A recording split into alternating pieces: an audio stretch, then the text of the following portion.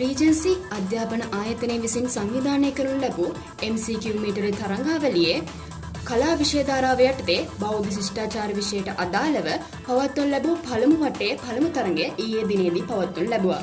ඒ සඳහා සිසුන් ඉතා උද්‍යෝගයෙන් සහභාගී වුණ ආකාරයක් අපට දක්නට ලැබුණා. එසේනම් මෙතෙක් ඔබ පුන පුනා බලා සිටි එම අවස්ථාවේ ජයග්‍රාහකයන් තෝරාපත් කර ගැනීම සහ පිළිතුරු පත්‍ර සාකච්ඡා කිරීම තව සුළු මොහොතකින් ආරම්භ වීමට නියමිතයි. එසේනම් එම වැඩසටහන ඉදිරියට කරගෙන යාම සඳහා මා ආදරයෙන් ආරාධනා කර සිටිනවා මගේම ආදරණීය සොයුරියක් වන විනුපමී සොයුරියට. ස්තුතියි නවෝදයා. අප වැඩසටහනේ ප්‍රශ්නෝත්තර සාකච්ඡාව සඳහා අද අපිත් සමග එකතු වෙන්නේ ප්‍රවීණ බෞද්ධ ශිෂ්ටාචාර දේශක රංජන් සේනාරත්න ගුරු පියාණන්ය.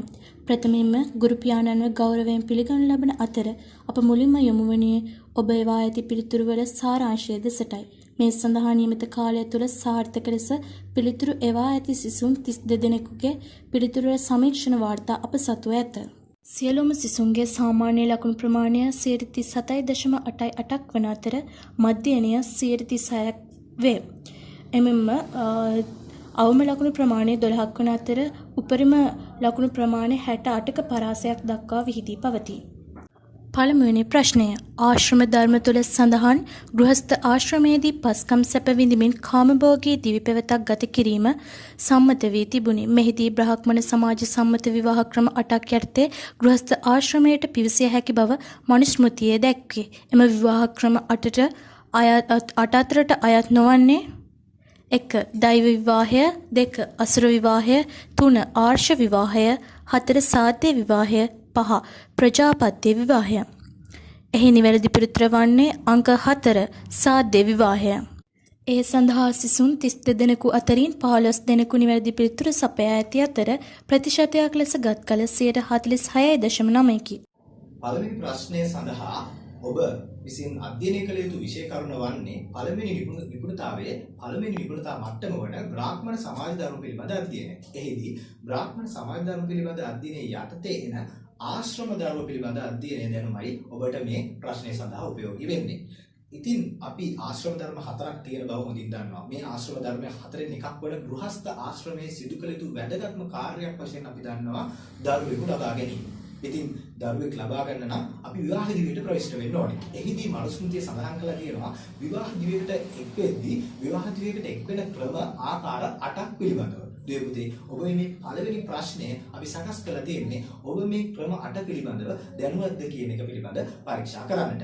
ඉතින් ඔබ මතක තියාගන්න බ්‍රාහ්මණ සමාජ ධර්ම වලට අනුව ස්වයංවර විවාහය, ගාන්ධර්ව විවාහය, ප්‍රජාපති විවාහය, දෛව විවාහය, බ්‍රහ්ම විවාහය, අසුර විවාහය, ආර්ෂ විවාහය, රාක්ෂස විවාහය කියන මෙන්න මේ විවාහ ක්‍රම 8 තමයි එවකට සමාජයේ විවාහයට පත්වෙන කෙනෙක් විවාහයට එළඹුණු ක්‍රම 8. ඉතින් අපේ ප්‍රශ්නයේ උත්තර වලින් උත්තර 4ක මේ 8ට අයිති උත්තර තියෙන අතරම එක පිළිතුරක් තියෙනවා සාද්‍ය විවාහය කියලා. ඉතින් මේ විවාහ ක්‍රම 4ට අයත් නොවන පිළිතුර වන්නේ ඒ සිසුන් 46.9%, සිසුන් 15 දෙනෙක් මේට නිවැරදි පිළිතුර තෝරලා තියෙනවා. එහිදී මේ වැරදි උත්තරේ හදන්න අපි උපයෝග කරගෙන තියෙන වචනේ තමයි සාද්‍ය. සාද්‍ය විවාහය කියලා එකක් නැහැ. ඇත්තටම යාගය පිළිබඳ අධ්‍යයනය කරන ඔබට සාද්‍ය යාගය කියලා එකක් අහුවෙන්නට ඕනේ. සාද්‍ය යාගය කියලා කියන්නේ මියගිය පියාණන් වෙනුවෙන් දරුවන් විසින් කරනු ලබන යාගය. ඉතින් දුවේ පුතේ මෙන්න මේ දැනුම ඔබ සතුව තිබුණා නම් ඔබට මේ පළවෙනි ප්‍රශ්නයට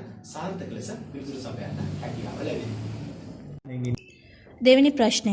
අධ්‍යාපන අවධියේ ආරම්භයේ සඳහන් කරන උපනයන කර්මය සිදු කිරීම සඳහා සුදු වස්ත්‍රයෙන් සැරසුණු පිරිමි දරුවෙකුගේ උරහිසට උඩින් සහ වමතට යටින් පූර්ණ නූල පළඳවනු ලබයි. එම පූර්ණ නූල සෑදීමට යොදා ගන්නු ලබන නූල් වර්ගයේද කුලයෙන් කුලයට වෙනස් ය. මෙහිදී ශාස්ත්‍රීය වංශික දරුවන්ගේ පූර්ණ නූල සකස් කරනු ලැබුවේ 1. සේද නූලෙන්ය, 2. රිදී නූලෙන්ය, 3. කපු නූලෙන්ය, 4. ලෝම නූලෙන්ය, 5. නියදි නූලෙන්ය. මෙහි නිවැරදි පිළිතුර 5. නියදි නූලෙන්ය. ඒ සඳහා සිසුන් 32 දෙනෙකු අතරින් එක්කෙනෙකු නිවැරදි පිළිතුර සපයා තියෙනවා. ප්‍රතිශතයක් ලෙස ගත් කල 3.1%.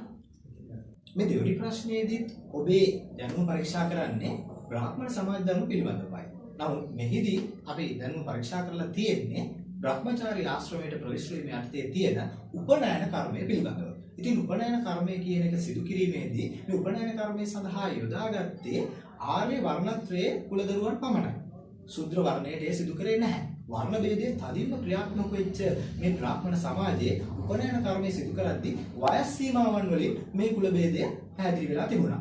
අවුරුදු 8 දී බ්‍රාහ්මණ දරුවෝ උපනයනය කරනකොට අවුරුදු 11 දී තමයි ශාස්ත්‍රීය දරුවෝ උපනයනය කරේ. වෛශ්‍ය දරුවාට ඒ අවස්ථාව ලැබෙන්නේ වයස අවුරුදු 12 දී. ඉතින් මෙන්න මේ වෙනස මේ උපනයන කරන වයස් සීමාවට තිබුණා වගේම උපනයනය සඳහා යොදා ගන්න ලබන පුන නූල නැමැති නූලට මේ ભેදය තිබුණා. ඉතින් පුන නූල සකස් කිරීම සඳහා යොදා ගන්න අමුද්‍රව්‍යයේ වෙනස මෙහිදී ඔබේ ප්‍රශ්නයට යොමු කරලා තියෙනවා. ශාස්ත්‍රීය වාර්ෂික දරුවන්ගේ පුන නූල සකස් කරගන්නේ කුමන අමුද්‍රව්‍යයක් යොදාගෙනද කියලා. ඉතින් සේද නූලෙන් කියන එකට තමයි වැඩි පිරිසක් උත්තරේ ලබා දීලා තියෙන්නේ. නමුත් මෙහි වැරදි පිටුතර වෙන්නේ නියද නූලෙන්. සිසුන් 32ක් අතරින් එක් සිසුවෙකු පමණයි මේට නිවැරදි වර්ණය තෝරලා තියෙන්නේ. ඉතින් දුවේ පුතේ ඔබ ඔබේ දැනුමට එකතු කරගන්න මේ පුන නූල සකස් කිරීම සම්බන්ධව වර්ග ભેදේ ක්‍රියාත්මක වුණේ කොයි ආකාරයෙන්ද කියලා මුලින්ම බ්‍රාහ්මණ වාර්ෂික දරුවන්ට කපු නූලෙන්ද ඒ වගේම ශාස්ත්‍රීය වාර්ෂික දරුවන්ට නියද නූලෙන්ද ඒ වගේම වෛශ්‍ය වාර්ෂික දරුවන්ට මෙය ලෝමයෙන්ද සකස් කරනු ලබනවා.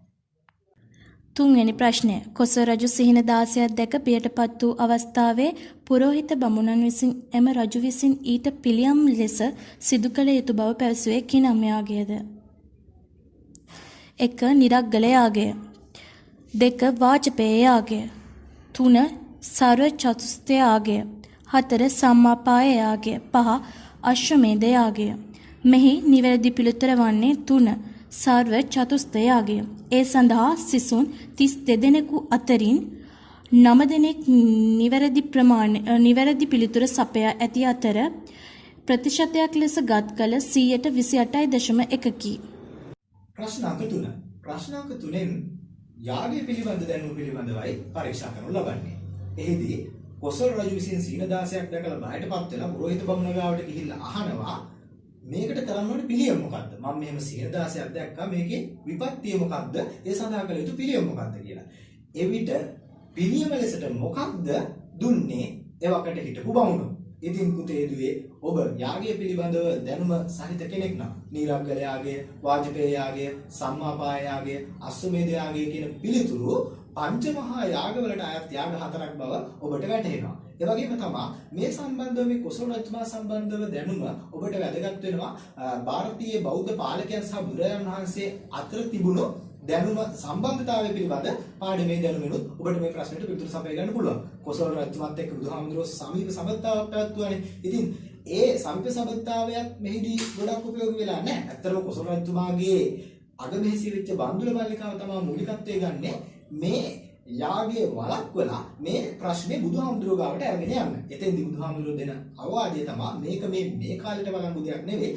තවත් බොහෝ කාලයකට පස්සේ සිද්ධ වෙන්න තියෙන කලියුග කාලේදී සිද්ධ වෙන්න තියෙන දෙයකට තමයි මේ සිහිනේ විස්තරය අදාළ වෙන්නේ කියලා. මහා සුපින ජාතකයේ ඒ පිළිබඳව සඳහන් වෙනවා. ඉතින් ඔබ සතු මේ දැනුම තියෙනවා නම් චර්ව චතුස්සක කියන යාගය තමයි මෙහිදී ඒ බමුණන් විසින් කොසල් රජතුමාට අනුදැන වදාරන්නේ. ඉතින් පුතේ මේ සර්ව චතුස්සක යාගය කියලා කියන්නේ මොකක්ද? සියලුම වර්ගයේ සතුන් ගෙනල්ලා 4 දෙනා ගාන ගෙනල්ලා ඒගොල්ලන්ව මාරලා කරන යාගයක්. ඉතින් මේ යාගය තමයි එදා කොසල් රජතුමාට බමුණන් විසින් පිළියමක් ලෙසට ප්‍රකාශ කරේ.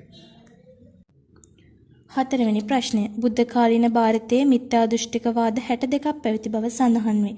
එම මතවාද ශාස්ත්‍රූන් සහ ඒවා සමාජයේ ක්‍රියාත්මක වූ ආකාරය පිළිබඳ විවිධ මූලාශ්‍රයන්හි සඳහන්ව ඇත.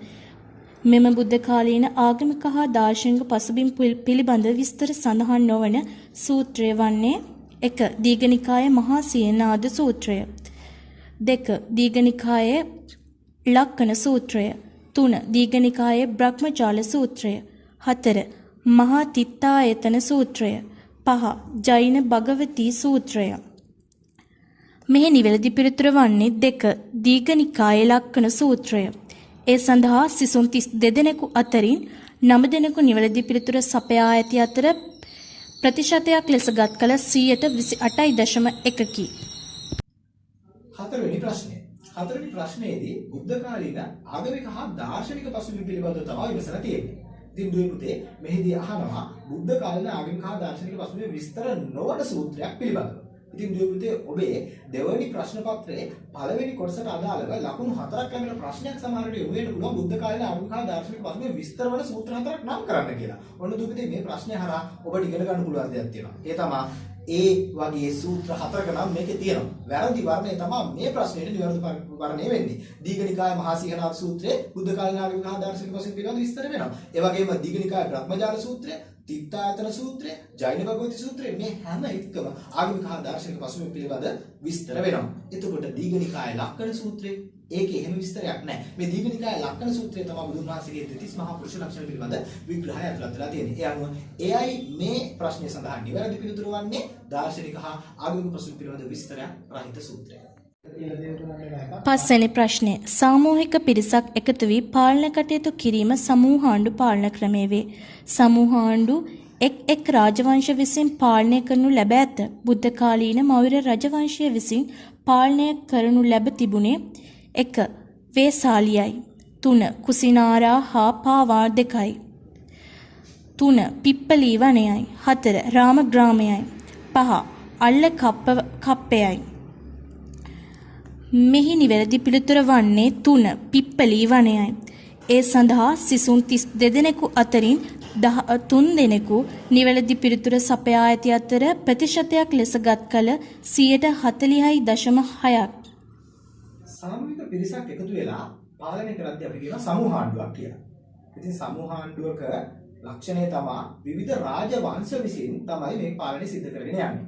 එක තනි රජෙක්ට ඒකාධිපතිභාවයක් මේ සමූහාණ්ඩු පාලනවල දකින්න ලැබෙන්නේ නැහැ. ප්‍රශ්නේ අහනවා මෞර්ය රාජවංශය විසින් පාලනය කරලා තිබ්බේ මොන සමූහාණ්ඩුවද කියලා. ඉතින් එතෙන්දී පුතේ ඔබට විස්තර විදිහට උත්තර ලැබිලා තියෙනවා. වේසාලිය, කුසිනාරාව හා පාවා දෙක, පිප්පලී වනය, රාමග්‍රාමය, අල්ලගත්තේ. ඉතින් වේසාලිය ඉතා ප්‍රසිද්ධයි. මේක ලිච්ඡවීන්ගේ වේසාලිය විදිහට. කුසිනාරාව හා පාවා දෙක අපි දන්නවා මල්ල රජදරුවන්ගේ කියලා. එතකොට රාමග්‍රාමය කෝලියයන්ගේ බවත් බූලිවරුන්ගේ අල්ලකප්පේ බවත් ඔබ විශේෂ දැනුම ලබා ගනිද්දී මේ බෞද්ධ දේශපාලනය එහෙම නැත්නම් බුද්ධ කාලීන ಭಾರತೀಯ දේශපාලන පසුබිම පිළිබඳව ඔබ අධ්‍යයනය කරනකොට තමයි ඔබට මේ දැනුම ලැබෙන්නේ. ඒ අනුව පිප්පලී වනය තමයි මෞර්ය රජවංශය විසින් පාලනය කරනු ලැබුවේ.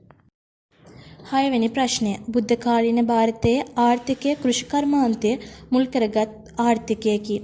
මේ වෛශ්‍ය වර්ණයට අයත් ස්වධර්මයක් වුවද රජවරු පවා ඒ මූලිකත්වයේ ප්‍රධානත්වය සහ ගෞරවය ලබා දී ඇත.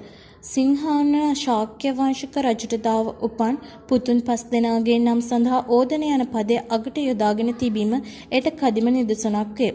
මේ නම්වල අර්ථානුව අමිතෝදන රජුගේ නමේ තේරුම වන්නේ 1. සුදුබත් ඇති තැනැත්තා, 2. දෝවනය කළ බත් ඇති තැනැත්තා, 3. අප්‍රමාණ බත් ඇති තැනැත්තා, 4. පිරිසිදු කළ බත් ඇති තැනැත්තා, 5. සීමිත බත් ඇති තැනැත්තා. මෙහි නිවැරදි පිළිතුර වන්නේ 3. අප්‍රමාණ බත් ඇති තැනැත්තා. ඒ සඳහා සිසුන් 32 දෙනෙකු අතරින් 22 දෙනෙකු නිවැරදි පිළිතුර සපයා ඇති අතර ප්‍රතිශතයක් ලෙස ගත් කල 68.8%කි. බුද්ධ කාලේ ಭಾರತයේ ආර්ථිකය ගත්තාම මූලිකත්වයේ තිබුණේ කෘෂි කර්මාන්තයට. වෙනත් විවිධ නිෂ්පාදන කර්මාන්ත හා කටයුතුත් අපිට දකින්න ලැබුණා. නමුත් කෘෂි කර්මාන්තය තමයි අංක 1. ඉතින් සිංහානු ශාක්‍ය වංශික රජතුමාට දාවපන් පුතුන් 5 දෙනාගේ නම් වලට ඕදන කියන කොටස අගට යොමු වෙලා තිබ්බා. ඉතින් එහිදී දෝතෝදන, අමිතෝදන, සුද්ධෝදන, මිතෝදන, ශුක්ලෝදන ආදී වශයෙන් නම් තිබුණා. මේ ප්‍රශ්නේ අහනවා අමිතෝදන රජුගේ නමේ තේරුම මොකද්ද කියලා. ඉතින් පුතේ අමිතෝදන කියලා කියන්නේ අමිත කියලා කියන්නේ මෙතෙන්දී අප්‍රමාණ කියන එක. එහෙනම් අප්‍රමාණ බත් ඇති තැනැත්තා කියන එකයි මෙහි නිවැරදි වර්ණය වෙන්නේ. මෙහිදී ඔබේ දැනුම සම්පාදනය කරගන්න. සුදු බත් ඇති තැනැත්තා. කවුද? සුදු බත් ඇති තැනැත්තා දෝතෝදන. දෝවණය කළ ඇති බත් තැනැත්තා සුද්ධෝදන. පිරිසිදු කළ ඇති බත් තැනැත්තා කියන එකයි මෙතන සුද්ධ වූ බත් කියන එක අටලව ගන්න එපා. ඒ වචන දෙකේ පුංචි ගැටලයක් තියෙනවා. ඒත් එක්කම තවත් සීමිත බත් ඇති තැනැත්තා මිතෝදන කියන නමිනුත් සඳහන් වෙනවා. ඉතින් මේකේ නිවැරදි පිළිතුර ඔබට ලේසියෙන් තෝරා ගන්න පුළුවන්. අමිතෝදන කියන්නේ අප්‍රමාණ බත් ඇති තැනැත්තා. 7 වෙනි ප්‍රශ්නය. බුදුරජාණන් වහන්සේ සතු වූ ෂඩ් අසාධාරණ ඥානවලට අයත් නොවන්නේ 1. ඉන්ද්‍රිය පරෝපරියත්ත ඥානය, 2. සබ්බඤ්ඤුත ඥානය, 3. අනාවරණ ඥානය, 4. දිබ්බ චක්කු ඥානය, 5. ආස්‍යානුස්ස ඥානය. මෙහි නිවැරදි පිළිතුර වන්නේ 4. දිබ්බ චක්කු ඥානය. ඒ සඳහා සිසුන් 32 දෙනෙකු අතරින් 11 දෙනෙකු නිවැරදි පිළිතුර සපයා ඇති අතර ප්‍රතිශතයක් ලෙස ගත් කල 34.4කි. අහනවා බුදුරජාණන් වහන්සේ සතු සඩ් අසාධාරණ ඥාන වලට අයත් නොවන වර්ණය තෝරන්න කියලා. ඉතින් දුවේ පුතේ මේකෙදි 34.4ක සිදුන් ප්‍රමාණය දිබ්බ චක්කු ඥානය කියන නිවැරදි පිළිතුර තෝරලා තියෙනවා. ඉතින් දිබ්බ චක්කු ඥානය කියලා කියන්නේ බුදුන් වහන්සේ සතු ත්‍රිවිද්‍යාවලින් සහ අෂ්ට විද්‍යාවලින් එකක් විදිහට අපි විග්‍රහ කරන කොටසක්. එහෙම නැතුව එය සඩ් අසාධාරණ වලට අයත් වෙන්නේ නැහැ. මොකද සඩ් අසාධාරණ කියලා කියන්නේ බුදුවරයෙකුටම පමණ කරන්නට පුළුවන් දේවල් සහිත විශේෂ ඥාන හයක්. ඉතින් එහිදී දිබ්බ චක්කු නැත්තම් දිවස් තියනවා කියන එක සාමාන්‍ය අධිගමලාභී භික්ෂුවකට හෝ එහෙමත් නැත්නම් තාපසයකට උනත් එවකට පැවතිච්ච දෙයක්. ඒ නිසා අපිට මේ දිබ්බ චක්කු ඥානය සද්දසාධාරණ ඥාන වලට අයත් නොවන වර්ණයක් බව පැහැදිලිව තේරුම් ගන්නට පුළුවන්. 8 වෙනි ප්‍රශ්නය. ඒ කාර්යයන් සුදුසු පුද්ගලයින්ට බාර දී නායකයා මාර්ගයේ පමණක් සකසා දීම විශිෂ්ට නායකත්ව ලක්ෂණයකි.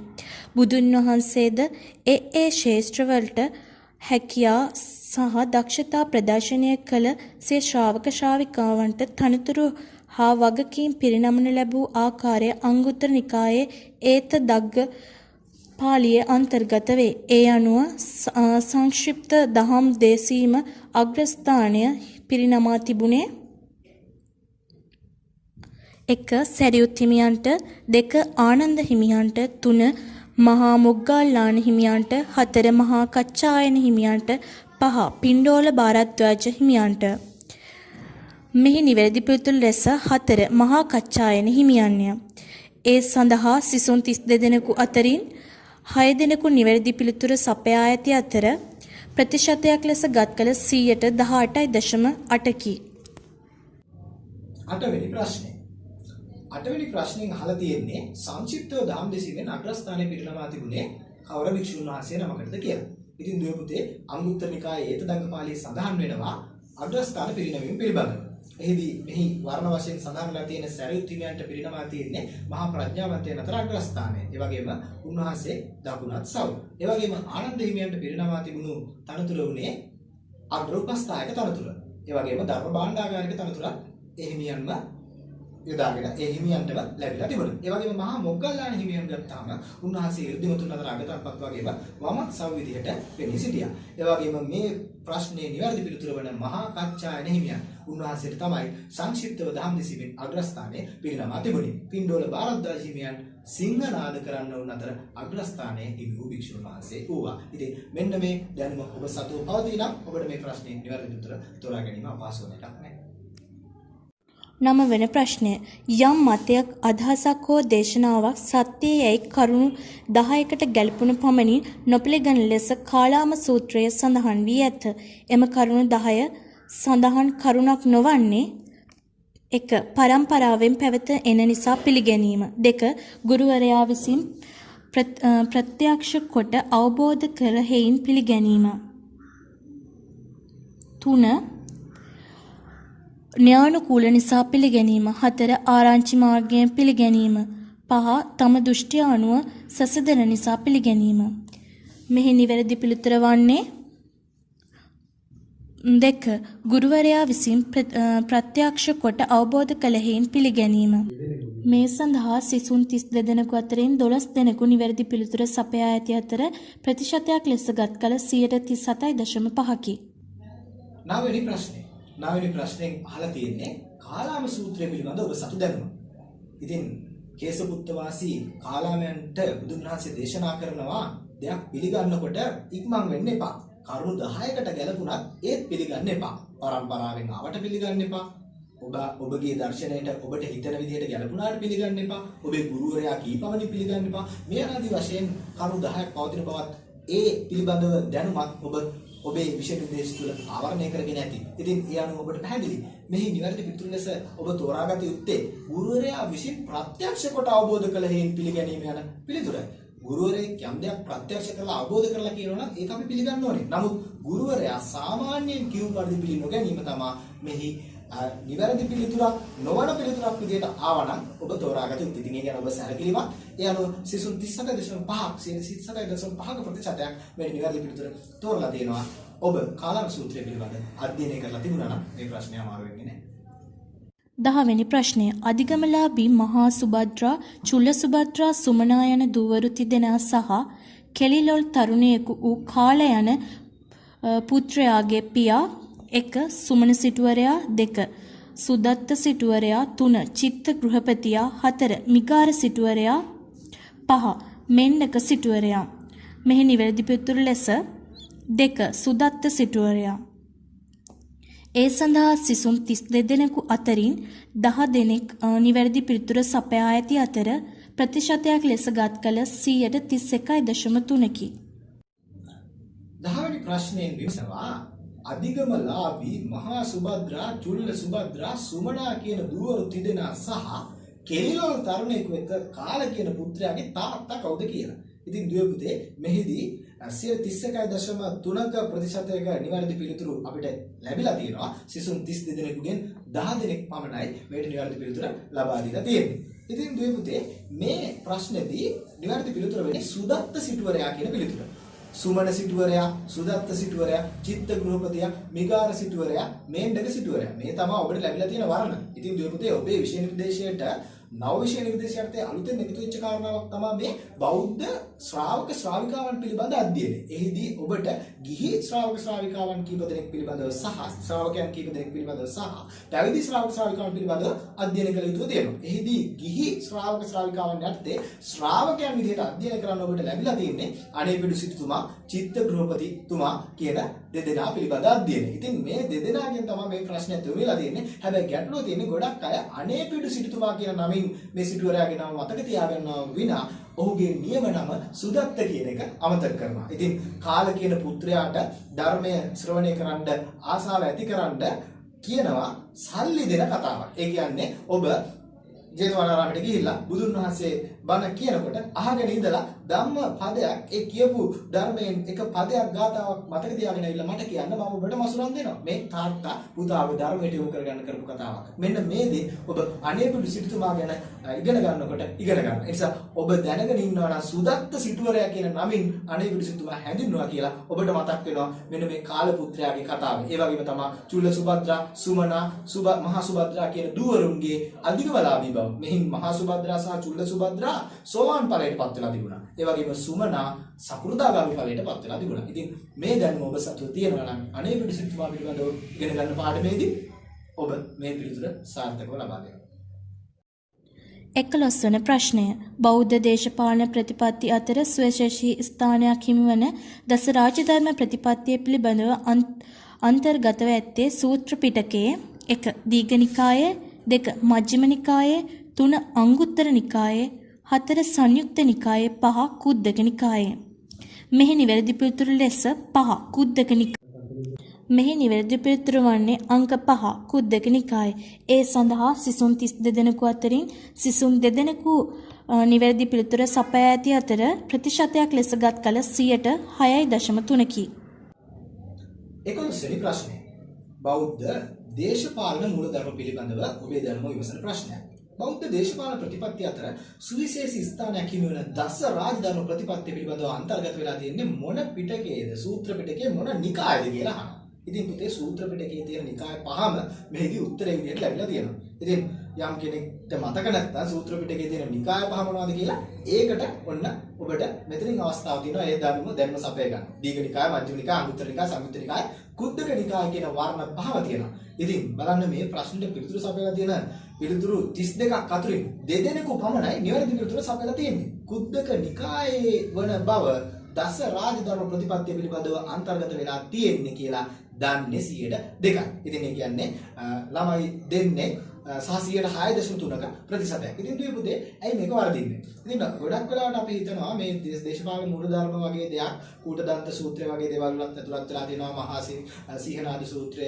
චක්කවර්ති සීහනාද සූත්‍රය වගේ ගොඩක් සූත්‍රවල තියෙනවා. ඉතින් මේවා ගොඩක් දීර්ඝ සූත්‍ර. හැබැයි පුතේ මේ දසරාජ ධර්ම වලට කරුණු 10ම කියන්නේ එක පුංචි ගාථාවකින්. ඒ ගාථාවයි ඔබ පාඩම් කරන්නේ. ඔබ ගාථාව පාඩම් කරනවා. නමුත් ඔබ එහි මූලාශ්‍රය දන්නේ නැහැ. ඒ කුද්දක නිකායේ ජාතක පාළියට අදාළ 4000 වැනි ගාථාව බව ඔබ නොදන්නවා වෙන්න පුළුවන්. අන්න මූලාශ්‍ර පිළිබඳව ඔබේ දැනුම වැඩි දියුණු කරගන්න. ඔබ යම් ගාථාවක් පාළි පාඨයක් පාඩම් කරනකොට ඒක කොහෙද තියෙන්නේ කියන එක පිළිබඳව ඔබ දැනුවත් වුණොත් ඒ ඔබේ විෂය දැනුම ඉතාම ත්‍රීව කරනවා. ඒ වගේම ඔබට එය ඔබේ ප්‍රශ්නයකට උත්තරය ලියනකොට මූලාශ්‍ර දැක්වීමක් විදියට යොදා ගන්නත් පුළුවන්. ඒ අනුව කුද්දක නිකාය ජාතක පාළියේ ගාථාව දානං සීලං පරිත්‍යාගං අජ්ජවං මද්දවන්තකං අක්කෝද අවිහිසාච කන්තිව අවිරෝධනං. මෙන්න මේ ගාථාවයි මේ ප්‍රශ්නෙට පිළිතුර විදිහට ප්‍රයෝගී වෙන්න. මෙන්න මේ දසරාජ ධර්ම පිළිබඳ කරුණු එළියගෙන ගාථාව ඒක කුද්දක නිකාය නැත්තම් කුඩා ධර්ම කොටස් සහිත නිකාය ග්‍රන්ථයකයි සඳහන් වෙන්නේ.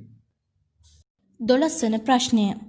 දයාලතා උපාසිකා මාතාව උදෑසනම අවදි වී මුහුණකට සෝදා මිදුල ඇමද උදෑසන ආහාරය පිළියෙල කොට එහි අග්‍ර කොටස බුද්ධ පූජාව සඳහා වෙන්කොට තබා ආහාරගෙන එළියට පැමිණි විට එතනට පැමිණි සුනකයෙකුට තම ඉතිරි වූ ආහාර කොටසද නැවත මාළු පිණි බෙදා ඒ සුනකයාට කන්නට සලස්වා අසල ඇති මල් ගසෙන් මල් කඩාගෙන විත් තම නිවසේ බුදු පිළිම ඉදිරියේ ගාථා සජ්ඤායනා කොට මල් පහන් සුවඳ දුම් ආදිය පූජා කොට පන්සිල් සමාදන් වී බුද්ධ පූජාව පිළිගැන්විය. පසුව ගුවන් විදුලියෙන් ධර්ම දේශනාවක් ශ්‍රවණය කර ඒ අවසානයේ තම මියගිය ඥාතීන්ට පින් අනුමෝදන් කොට විනාඩි 10ක් පමණ මෛත්‍රිය වඩා තම පින් පොතගෙන එය මදක් කියවා සතුටු සිතින් තම දෛනික කාර්යයන් ඇරඹීය.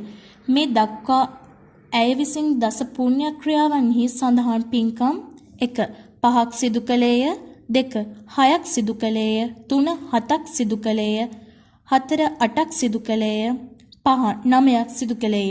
මෙහි නිවැරදි පිළිතුර වන්නේ 3 7ක් සිදු කළේය. ඒ සඳහා සිසුන් 32 දෙනෙකු අතරින් 13 දෙනෙකු නිවැරදි පිළිතුර සපයා ඇති අතර ප්‍රතිශතයක් ලෙස ගත් කළ 40.6කි. 12 වෙනි ප්‍රශ්නේ ටිකක් දිග ප්‍රශ්නයක්. මේ ප්‍රශ්نين අහලා තියෙන්නේ දස පුණ්‍ය ක්‍රියා පිළිබඳවයි. දස පුණ්‍ය ක්‍රියා වලින් පින්කම් කීයක් මේ ඔබට දීලා තියෙන සිද්ධියේදී සිදු වුණාද කියන එක පිළිබඳව ඔබ අවධානයෙන් පසු වෙනවාද කියලා මෙහි විමසනවා. ඉතින් දීර්ඝ ප්‍රශ්නයකට පිළිතුරු සපයද්දී ඒ මුල සිට අගට සිහියෙන් කියවීම ඉතා වැදගත් වෙනවා. ඉතින් දුවේ පුතේ මෙහිදී මේ දයාලතා උපාසිකා මාතාව උදෙන්ම නැගිටලා මූණකට හොදගෙන මිදුල අමදලා ආහාර පිළියෙල කරලා අග්‍ර කොටස බුද්ධ පූජාවට වෙන් කරනවා. දැන් බුද්ධ පූජාවට වෙන් කරද්දී ඇය දස පුණ්‍ය ක්‍රියාවලින් එකක්වත් සිද්ධ කරලා නැහැ. වෙන් කිරීමක් විතරනේ පුතේ කරේ. දානයක් දුන්නේ නැහැනේ. බුද්ධ පූජාව තිබ්බේ නැහැනේ. ඉතින් ඒ අනුව මේ වෙද්දී කිසිම කවුන්ටින් එකක් නැත්තම් ඔබ ගණන් කිරීමක් කරගන්න ඕනේ නැහැ. ඊට පස්සේ කියනවා මේ ආහාර අරගෙන ඉවරලා එළියට යනකොට සුනකයෙක් ඇවිල්ලා ඉන්නවා. මේ සුනකයාට ආහාර කොටස මාළු පිණිත් සමග බෙදලා දෙනවා කියන්නේ. අන්න එතෙන්දී පුතේ අනුකම්පා බුද්ධියෙන් සිදු කරලා වෙන දානමය පුණ්‍ය ක්‍රියාවක් සිදු වෙනවා. ඔබට පළවෙනි කාරණාව එහිදී ගණන් කරගන්නට පුළුවන්. ඒ වගේම ඉන්පසුව කියනවා මල් ගහකට ගිහිලා මල් කඩාගෙන ඇවිල්ලා බුද්ධ පිළිමය ඉදිරියේ ගාථා සජ්ජායනකට මල් පහන් සුවඳ. මේ ගාථා සජ්ජායන කරලා මල් පහන් සුවඳ පූජා කරනවා කියන්නේ වතාවත් ඉදු පිළිම. යන දෙවෙනි කාරණාව එතෙන්දී සිද්ධ වෙනවා. ඊපසුව ඇය විසින් බුද්ධ පූජාව පිළිගන්නවා. පන්සිල් සමාදන් වී බුද්ධ පූජාව පිළිගන්නවා. පන්සිල් සමාදන් වෙනවා කියන කාරණාවත් එක්ක තුන්වෙනි පුණ්‍ය ක්‍රියාව ඇය කරන අතර බුද්ධ පූජාව පිළිගැනීම තුළ ඇය නැවත අලුත් පුණ්‍ය ක්‍රියාවක් කරන්නේ නැහැ. මොකද අර සුනකේකට තමයි ඉතුරු ආහාර දීමේදී අපි දානය කියන එක ගණන් කරන නිසා නැවතත් දානය කියන පුණ්‍ය ක්‍රියාව සිදු කරා කියලා ආයසරයක් ගණන් කරන්නේ නැහැ. එයත් දස පුණ්‍ය ක්‍රියාවලින් එම කාරණාවටම අදාළ වෙන නිසා. එයano දැන් මේ වෙන විට ඇය විසින් කාරණා තුනක් සිදු කරලා තියෙනවා. ඒ කාරණා තුනෙන් පස්සේ ඇය ඊළඟට කරනවා කියලා කියන්නේ ගුවන් විදුලියෙන් ධර්ම දේශනාවක් ශ්‍රවණය කරනවා. ඔන්න හතරවෙනි කාරණා ධර්ම ශ්‍රවණ කියන පුණ්‍ය ක්‍රියාව. ඒ වගේම මේ අවසානයේ ඇය තම මියගිය ඥාතීන්ට පින් අනුමෝදන් කරනවා. ඒ අනුව ඇය පස්වෙනි පුණ්‍ය ක්‍රියාව සිද්ධ කරනවා. ඒ වගේම ඊළඟට ඇය විසින් විනාඩි 10ක් පමණ මෛත්‍රිය වඩනවා කියලා සඳහන් කරලා තියෙනවා. එහෙනම් භාවනාමය පුණ්‍ය කර්මය මෛත්‍රිය වඩලා අවසානයේ තමන්ගේ පින්පොත අරගෙන ඒ මදක් කියවා සතුටු සිටින් තම දෛනික කාර්ය. ඒ පින්පොත අරගෙන මදක් කියවනවා කියන්නේ පුතේ දිට්ටි ජුකම්ම නිවැරදි ඍජු කර ගැනීම. ඒ නිසා කරපු පින්කම් නැවත මතක් කිරීම. එතනදි තව කාරණාවක් එකතු වෙන නිසා සියලුම කාරණා ප්‍රමාණය 7ක් වශයෙන් සඳහන් වෙනවා. අපි මේක විශ්ලේෂණය කරලා බැලුවහම 32 දෙනෙක් සිසුන් අතරින් 13 දෙනෙක් නිවැරදි පිළිතුරු අපිට යොමු කරලා තියෙනවා. 40 46.6% නිවැරදි පිළිතුර යොමු කරලා තියෙනවා. ඉතින් ඔබ මෙවැනි ප්‍රශ්නයක් ආවොත් සැලකිලිව භාජනය කරගන්න මුලින් ඉඳන් අගට බොහොම සිහියෙන් කියවලා ගණන් කරගෙන යන්න. එකම දේ නැවත තිබ්බට ඒක ගණනය කිරීමට ඇතුළත් කරගන්න එපා. මේ වගේ ප්‍රශ්න නිතර අපිට පසුගිය විභාග ප්‍රශ්න පත්‍ර සාකච්ඡා කරද්දී හම්බෙලා තියෙනවා. 13 වන ප්‍රශ්නය. පරිසරයේ දන්සභා මණ්ඩපයක් කර ගැනීම බුදුසිරිතේ විවිධ අවස්ථාවන්හිදී වාර්තා වේ. කිච්චකොට පර්වතෙහි ඌරන් විසින් හාන්න ලද ලෙනක වැඩහිඳ දේශනා කරනු ලැබූ සූත්‍රය කුමක්ද? 1. වේදනා පරිග්‍රහ සූත්‍රය. 2. තේවිච්ච සූත්‍රය. 3. අම්බට්ට සූත්‍රය. 4. සෝනදණ්ඩ සූත්‍රය. 5. සිංසපා සූත්‍රය. මෙහි නිවැරදි පිළිතුර වන්නේ 1. වේදනා පරිග්‍රහ සූත්‍රය. ඒ සඳහා සිසුන් 32 දෙනෙකු අතරින් 17 දෙනෙකු නිවැරදි පිළිතුර සපයා ඇති අතර ප්‍රතිශතයක් ලෙස ගත් කල 53.1කි. 13 වෙනි ප්‍රශ්නය. පරිසරය පිළිබඳ බෞද්ධ ආකල්පය කියන පාඩමේ අර්ථය ලැබුණු ප්‍රශ්නයක්. පරිසරයේ ධම්සභා මණ්ඩපයක් කරගෙන බුදුරජාණන් වහන්සේ ධර්ම දේශනා කරද්දී ගිජ්ජකූට පර්වතයේ සූකර කතලෙනේ එහෙම නැත්නම් මේ ප්‍රශ්නේ තියෙන විදිහට ඌරන් විසින් හාරන ලද ලෙනක වැඩහිට දේශනා කරන ලැබූ සූත්‍රය කුමක්ද? පුතේ මේක සම්බන්ධ වන තත්ත්වය තරමක් සතුටුදායකයි. 53.1ක් හෙවත් 32කින් 17ක් සිසුන් නිවැරදි පිළිතුර අපිට එවලා තියෙනවා. වේදනා පරිග්‍රහ සූත්‍රය. ඉතින් මේක දේශනා කරන්නේ දීඝනක කියන පිරිවැජයට. ඒකත් මතක තියාගන්න. මේ අනිකුත් සූත්‍ර, තේවිජ්ජ සූත්‍ර, අම්බට්ට සූත්‍ර, සෝනදණ්ඩ සූත්‍ර, සිංසපා සූත්‍ර කියන්නේ පරිසරය ආශ්‍රය කරගෙන දේශනා කරපු සූත්‍ර තමයි. නමුත් මෙහි අදාළ ගිජ්ජකූට පර්වතයේ සූකරකත ලෙනේදී කියපු සූත්‍රය තමයි වේදනා පරිග්‍රහ සූත්‍රය. ඉතින් ඔබ මේ දැනුම මේ වෙනට සපයාගෙන නැතයි මා සිතනවා. 14 වන ප්‍රශ්නය. අලසකම හෙවත් කම්මැලිකම බොහෝ ආදීනව සහිත ලෞකික දියුණුවට බාධා පමුණුවන දෙයකි. අලස බවින් මිදීමේ ක්‍රම 8ක් පිළිබඳව සඳහන් සූත්‍ර දේශනාව වන්නේ 1. ව්‍යග්ගපච්ච සූත්‍රයයි, 2. සිංහාලෝවාද සූත්‍රයයි, 3. වඩ්ඩි සූත්‍රයයි, 4. ධම්මික සූත්‍රයයි, 5. කුසිතාරම්භවත්තු සූත්‍රයයි. මෙහි නිවැරදි පිළිතුර 5. කුසිතාරම්භවත්තු සූත්‍රය. ඒ සඳහා සිසුන් 30 දෙනෙකු අතරින් 9 දෙනෙකු නිවැරදි පිළිතුර සපයා ඇති අතර ප්‍රතිශතයක් ලෙස ගත් කල 28.1කි. අලසකම හෙවත් කම්මැලිකම බොහෝ ආදීනව සහිත ලෞකික දියුණුවට බාධා පමුණුවන දෙයකි. අලස බවින් මිදීමේ ක්‍රම 8ක් පිළිබඳ සඳහන් සූත්‍ර දේශනාව තෝරන්න කියලා ඔබට මේ 14 වෙනි ප්‍රශ්نين කියනවා. ඉතින් දුවේ පුතේ අලසකම කම්මැලිකම කියලා කියන්නේ භෝග විනාශ මුඛ 6න් එකක් කියලා ඔබට දැනුමක් ලබා දෙනවා සිංහාලෝවාද සූත්‍රයේදී. මෙන්න මේ සිංහාලෝවාද සූත්‍රයේ පිළිතුර 46.9%ක්ම මෙහිදී තෝරලා තියෙනවා. හැබැයි එය නිවැරදි පිළිතුර නොවේ. මොකද අලස භවයේ ආදීනව 6ක් පිළිබඳව පමණයි සිංහාලෝවාද සූත්‍රයේ සඳහන් වෙන්නේ. නමුත් මෙහිදී ප්‍රශ්නය වෙලා තියෙන්නේ අලස භවින් මිදීමේ ක්‍රම 8ක් පිළිබඳව සඳහන් සූත්‍ර දේශනාව. ඉතින් දුවේ මේ සූත්‍ර දේශනාව අපි හඳුනා ගන්නවා කුසීතාරම්භ වත්තු සූත්‍රයේ වශයෙන්. ඉතින් දුවේ ඔබට ඉදිරියේදී මේ සම්බන්ධ දැනුම ලබා දෙන පාඩම් මාලාවක් අපේ YouTube නාලිකාව ඔස්සේ අපි ඉදිරිපත් කරනවා. එහිදී ඔබට දැනගන්න පුළුවන් මේ කුසීතාරම්භ වත්තු සූත්‍රයේ අන්තර්ගතය මේ 6 වෙනි පාඩම විශේෂ නිර්දේශක අලුතෙන් එකතු වුණු බෞද්ධ ආචාර ධර්ම පිළිබඳ අධ්‍යයනය කරන පාඩමේ අර්ථයේ සහ ඒ වගේම ආර්ථික දියුණුව පිළිබඳ කතා කරන 5 වෙනි පාඩමේ අර්ථයේ ඔබ සපයාගත යුතු දැනුමක් මේ කාරණාව. ඉතින් සිංහාලෝවාද සූත්‍රය කියලා ඔබ එකපාරට උත්තරේ තෝරන්න ඇත්තේ එහි අලසකම පිළිබඳ සඳහන් වෙලා තියෙන නිසා. නමුත් අලසකම පිළිබඳ සඳහන් කරලා තියෙන එකම සූත්‍රය එය නොව කුසීතාරම්භවත්තු සූත්‍රයේ දීඝනිකායේ අංගුත්තර නිකායේ අටක නිපාතයේ සඳහන් සූත්‍රයක් මෙයට නිවැරදි පිළිතුරක් වශයෙන් අපිට ගන්න පුළුවන්. 15 වන ප්‍රශ්නය. පන්සිල්, අටසිල්, දසසිල්, දස කුසල්, දස අකුසල්, දස පාරමිතා, දස පුණ්‍යක්‍රියා යනාදී බෞද්ධ ආචාර ධර්ම පද්ධතියක් බුදු දහමින් දක්වා තිබේ. මෙම ආචාර ධර්ම අනුව බෞද්ධයන් සදාචාරවත් ක්‍රියාවන්හි නිරත විය යුතු බව අවධාරණය කෙරේ. එය සමාදානය සහ විරතිය වශයෙන් දෙආකාර වේ. විරති ගණයට අයත් වන අභිඥාවෙන් වැළකීම යන සදාචාරාත්මක ක්‍රියාව ඇතුළත් වන්නේ 1. අෂ්ටාංග ශීලය තුලය. 2. පංච ශීලය තුලය. 3. දස සීලය තුලය. 4. දස කුසලය තුලය. 5. දස අකුසලය තුලය. මෙහි නිවැරදි පිළිතුර වන්නේ 4. දස කුසලය තුලය. ඒ සඳහා සිසුන් 32 දෙනෙකු අතරින් 22 දෙනෙකු නිවැරදි පිළිතුර සපයා ඇති අතර ප්‍රතිශතයක් ලෙස ගත් කල 68.8කි. 15 වෙනි ප්‍රශ්නය.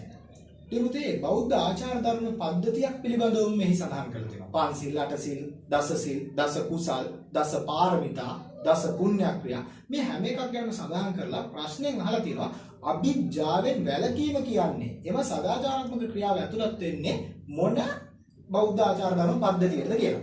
ඉතින් දෙපොතේ අභිජ්ජාව කියලා කියන්නේ සිතින් සිදු කරන අකුසලයක්. දැඩි ලෝභය කියන එක තමයි අභිජ්ජාව කියලා කියන්නේ. ඉතින් දැඩි ලෝභයෙන් වැළකීම කියලා කියන්නේ ඔබ දස අකුසලයෙන් වැළකීම. ඉතින් දුවේ දස අකුසලයෙන් වැළකීම කියලා කියන්නේ දස කුසලය. ඒ අනුව මේ නිවැරදි පිළිතුර දස කුසලය තුලය කියන හතරවැනි පිළිතුර. මේකට 68.8ක සිසු ප්‍රමාණයක් නැත්නම් ඉතා විශාල සිසු පිරිසක් නිවැරදි පිළිතුර තෝරලා තියෙන නිසා මේකට වැඩි පැහැදිලි කිරීමක් අවශ්‍ය වෙන්නේ නැහැ. ඔබ දන්නවා නරක ක්‍රියාවන් වලින් අයහපත් ක්‍රියාවන් වලින් හෙවත් අකුසල් වලින් වැළකීමම කුසලය වන බව. 16 වෙනි ප්‍රශ්නය. 16 වෙනි ප්‍රශ්නය. නිම්බුත්සු යනු ජපන් ජාතික ජෝදා සහ ජෝදෝ ශින් යන නිකායික අනුගාමිකයන් විසින් සිදු කරනු ලබන ජනප්‍රිය වන්දනාවකි. මෙම වන්දනාවට පාත්‍ර වන්නේ 1. අමිතාභ බුදුරදුන්ය, 2. ශාක්‍ය මුනි බුදුරදුන්ය, 3. බයි ශජ්‍ය ගුරුව බුදුරදුන්ය, 4. වෛරෝජන බුදුරදුන්ය, 5. අවලෝකිතේශ්වර බුදුරදුන්ය. මෙහි නිවැරදි උත්තර වන්නේ 1. අමිතාභ මේ සඳහා නිවැරදි උත්තර වන්නේ 1. අමිතාභ බුදුරදුන්ය. ළමුන් 32 දෙනෙකුගේ අතරින් 17 දෙනෙකු නිවැරදි උත්තර සපයා ඇති අතර ප්‍රතිශතයක් ලෙස ගත් කළ 53.1කි. 16 වෙනි ප්‍රශ්නය. නෙම්බුත්සු යන ජපන් ජාතික ජෝදෝ සහ ජෝදෝ සින් යන නිකායක අනුගාමිකයන් විසින් සිදු කරනු ලබන ජනප්‍රිය වන්දනාව තුලින් වන්දනාවට පාත්‍ර වන්නේ මොන බුදුරදුන්ද කියලා අහනවා. ඉතින් පුතේ දුවේ බුදුරදුන් පිළිබඳව බුදුවරුන් පිළිබඳව විවිධ බුදුවරුන්ගේ නම් වලින් මේ විවිධ රටවල ඔවුන් වන්දනාමාන පාත්‍ර කිරීම අපිට දකින්න ලැබෙනවා. රටවල බෞද්ධ ඉගැන්වීම් පිළිබඳව නැත්නම් විවිධ රටවල බෞද්ධ උරුමය කියලා පාඩමේ යටතේ. ඉතින් මෙහිදී ඔබට අමිතාභ බුදුරජුන් පිළිබඳව වන්දනා කිරීම තමයි නෙම්බුත්සු කියන නමින් ඒ ජපානයේ වන්දනාවට පාත්‍ර වෙන්නේ. ඉතින් ජපාන් ජාතිකයෝ අමිතාභ බුදුරදුන් වැඳීමට කියනවා නෙම්බුත්සු කියන වන්දනාව කියලා. ඉතින් මේක ඔබ මම හිතනවා ඔබ මේ වෙන විට දන්න කරුණක්. ඔබ මේ පාඩම අධ්‍යයනය කරා නම් ශාක්‍යමණි බුදුරදුන්, බයිසජ්‍ය ගුරු බුදුරදුන්, වෛරෝචන බුදුරදුන්, අවලෝකිතේශ්වර බුදුරදුන් මේ තවත් විවිධ රටවලදී බුදුරදුන් වහන්සේ හඳුන්වන නම්. ඉතින් මේවා මේ වන්දනාමාන කිරීම පිළිබඳව විවිධ රටවල බෞද්ධ උරුමයේ පාඩම පිළිබඳව අධ්‍යයනය කිරීමේදී ඔබට දැනුම ලැබෙනවා. 53.1ක ඉහළ ප්‍රතිශතයක් මේ සඳහා නිවැරදි පිළිතුර ඒවා තියෙනවා. 17. පර දුක්ඛ දුක්ඛිත මුද්‍රා යනු කුමක්දයි පහසුවෙන් වටහාගත හැකි හිටිපිළිමයකින් නිරූපිත බුද්ධ ප්‍රතිමාවක් අපට දැකගත හැක්කේ 1. අවකණයේදීය, 2. සැස්සේරේදීය, 3. මාලිගාවේදීය, 4. පොළොන්නරු ගල් විහාරයේදීය, 5. දඹේවලදීය. නිවැරදි පිළිතුර වන්නේ 4. පොළොන්නරු ගල් විහාරයේදීය.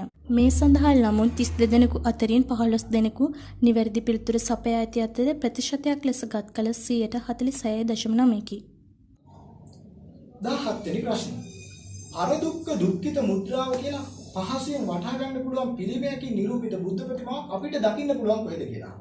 දෙවිපුතේ පොළොන්නරු ගල් විහාරේ තමයි මේ ප්‍රතිමාව දකින්න ලැබෙන්නේ. අනිකුත් ප්‍රතිමාවන් ගත්තොත් අවකණ ප්‍රතිමාව දීලා තියෙනවා. අවකණ ප්‍රතිමාව අබේ මුද්‍රාවෙන් තියෙන. ඉතින් ඒ නිසා මේකෙදි මාලිගාවෙල, සැස්සේරුව, දඹේවෙල මේ කිසිවක් නිවැරදි පිළිතුරු නෙවෙයි. ඔබ විසින් ශ්‍රී ලාංකීය බෞද්ධ ශිල්ප කලාව පිළිබඳ අධ්‍යයනය කරද්දී ඔබ විසින් අධ්‍යයනය කරන එක කොටසක් තමයි මේ බුද්ධ ප්‍රතිමා. ඉතින් බුද්ධ ප්‍රතිමා පිළිබඳව අධ්‍යයනය කරද්දී ඔබ බුද්ධ ප්‍රතිමාවේ මුද්‍රා පිළිබඳව අධ්‍යයනය කරනවා. ඉතින් එතෙන්දී විවිධ මුද්‍රා වලින් එකක් තමයි පරදුක්ඛිත මුද්‍රාව කියන්නේ. පරදුක්ඛිත මුද්‍රාවට හොඳම උදාහරණය තමයි පොළොන්නරු ගල් විහාරයේ තියෙන ඒ හිටිපිළිමය. 18 වෙනි ප්‍රශ්නය. මනුලව උපත ලැබූ පාරමිතා සම්පූර්ණ වූ පුද්ගලයෙකුට සියලු කෙලෙසුන් නසා බුද්ධත්වයේ සාක්ෂාත් කර ගත හැකි ආකාර 1. එකක් පවති, 2. දෙකක් පවති, 3. තුනක් පවති, 4. 8ක් පවති, 5. 10ක් පවති. මෙහි නිවැරදි උත්තර 3. තුනක් පවති. මෙහි ළමුන් 32 දෙනෙකු අතරින් 11 දෙනෙකු නිවැරදි පිළිතුර සපයා ඇති අතර ප්‍රතිශතයක් ලෙස ගත් කළ 34.4කි. 18 වෙනි ප්‍රශ්نين අහනවා මනුලෝ උපත ලැබූ පාරමිතා සම්පූර්ණ පුද්ගලයෙකුට සියලු කෙලෙසුන් නසා බුද්ධත්වයේ සාක්ෂාත් කර හැකි ආකාර එකක් පවතී, දෙකක් පවතී, තුනක් පවතී, 8ක් පවතී, 10ක් පවතී. ඉතින් දුවේ පුතේ මෙහිදී නිවැරදි පිළිතුර වන 3ක් පවතී කියන පිළිතුරට සිසුන් 11ක් 32න් 11ක් නිවැරදි පිළිතුර ලබා දීලා තියෙනවා 34.4. නමුත් එය ප්‍රතිශතයක් විදිහට ගත්තාම තරම පහළ ප්‍රතිශතයක්. මේකෙන් අහන්නේ බුද්ධත්වයේ සාක්ෂාත් කරගන්න පුළුවන් ආකාර කීයක් තියෙනවද කියලා. පුතේ සරලව කිව්වොත් මේ කියන්නේ තුන්තරා බෝධිය. තුන්තරා බෝධිය කියලා කියන්නේ බුදු, පසේ බුදු, මහරහත්. ඉතින් දුවේ පුතේ මේ ආකාර තුනෙන්ම අපේ සම්පූර්ණ කෙලෙස් නැති වෙලා යනවා. සියලු කෙලෙසුන් නැසෙනවා. ඉතින් දුවේ පුතේ සියලු කෙලෙසුන් නැසා බුද්ධත්වයේ සාක්ෂාත් කරනවා කියපු ගමනින් එකක් පවතී කියන එක තෝරපු පිරිසකුත් ඉන්නවා. ඉතින් එහෙම හිතන්න එපා. මොකද බුද්ධත්වයේ කියලා කියන්නේ සම්මා සම්බුද්ධත්වයේ පමණක් නෙවෙයි, පච්චේක බුද්ධත්වයේ, අරහත් බුද්ධත්වයට මේ සම්බුද්ධත්වයේ තුලින් සියලු කෙලෙසුන් නැසීමේ හැකියාව තියෙනවා.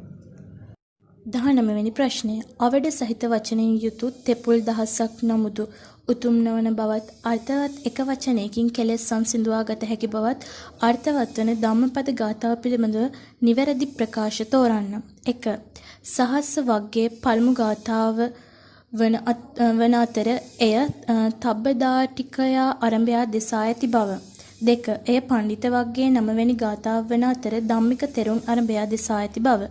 3. එය සහස්ස වග්ගයේ 13 වෙනි ගාථාව වන අතර සප්පදාස තෙරුන්ට දෙසා ඇති බව. 4. එය අත්ත වග්ගයේ 5 වෙනි ගාථාව වන අතර මහා කාල උපාසකට දෙසා ඇති බව.